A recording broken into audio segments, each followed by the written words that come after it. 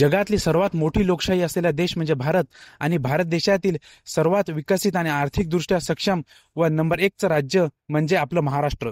आणि लोकशाहीतील सर्वात मोठा समजला जाणारा उत्सव म्हणजे निवडणूक. हीच निवडणूक महाराष्ट्रात होऊ घातली आहे.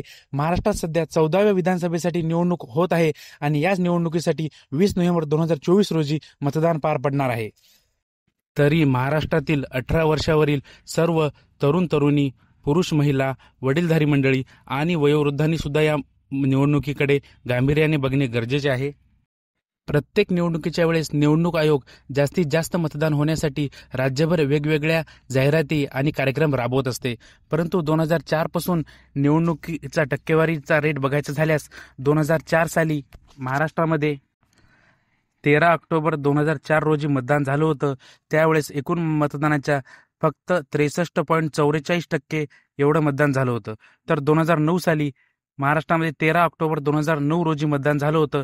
त्यावेळेस 59.68% मतदान झालं होतं. म्हणजे 2004च्या तुलनेत 3.94% इतकी घट झाली होती.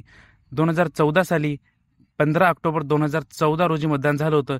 त्यावेळेस 63.38% एवढं मतदान झालं होतं. म्हणजे 2009च्या तुलनेत 3.70% एवढी वाढ झाली होती. तर 2019 साली 21 ऑक्टोबर 2019 रोजी मतदान झालं होतं. त्यावेळेस 61.44% मतदान झालं होतं. यामध्ये पुन्हा 1.94% एवढी घट बघायला मिळाली होती. याचा अर्थ महाराष्ट्रामध्ये आतापर्यंत कधीच 70% किंवा त्यापेक्षा जास्त मतदान झालेले नाही आहे आणि आपल्यासारख्या प्रगतिशील राज्याच्या बाबतीत ही एक मोठी शोकांतिका आहे. या घडीला महाराष्ट्रामध्ये एकूण 9,70,25,119 एवढी मतदारांची संख्या आहे. त्यामधील पुरुष मतदार 5,22,739 एवढे आहेत. तर महिला मतदारांची संख्या 4,69,96,279 एवढी आहे. महाराष्ट्रात एकूण 288 मतदारसंघ आहेत. या 288 मतदारसंघासाठी आधी सांगितल्याप्रमाणेच एकाच टप्प्यात म्हणजे 20 नोव्हेंबर 2024 रोजी मतदान पार पडणार आहे. मतदानाची वेळ सकाळी 7 वाजेपासून सायंकाळी 6 वाजेपर्यंत राहणार आहे.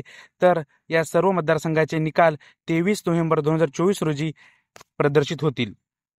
पुरोगामी म्हणणाऱ्या महाराष्ट्रातील राजकारणाची मागच्या 5 वर्षात काय खिचडी झालेली आहे याबद्दल वेगळं बोलायला नको. परंतु यासाठी कोणता एक नेता किंवा एक पक्ष जबाबदार नसून सर्वच राजकीय पक्ष आणि त्यातील नेत्यांनी स्वतःच्या सत्तेच्या हव्यासापोटी व लालसेपोटी महाराष्ट्राची ही अवस्था केली आहे असं म्हटलं तरी वावगं ठरणार नाही.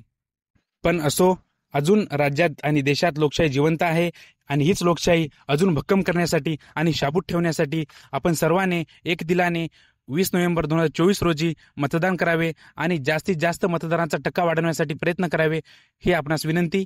धन्यवाद.